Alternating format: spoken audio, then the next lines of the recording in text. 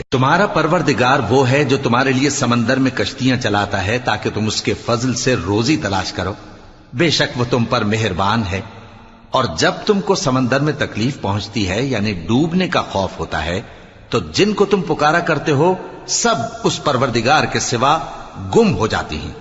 پھر جب وہ تم کو ڈوبنے سے بچا کر خشکی کی طرف لے جاتا ہے تو تم منہ پھیر لیتے ہو، اور انسان ہے ہی ناشکرا۔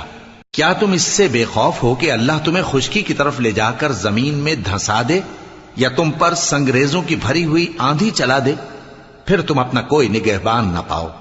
یا اس بات سے بے خوف ہو کہ تم کو دوسری دفعہ سمندر میں لے جائے، پھر تم پر تیز ہوا چلائے اور تمہارے کفر کے سبب تمہیں ڈبو دے، پھر تم اس معاملے میں اپنے لیے کوئی باز پرس کرنے والا نہ پاؤ؟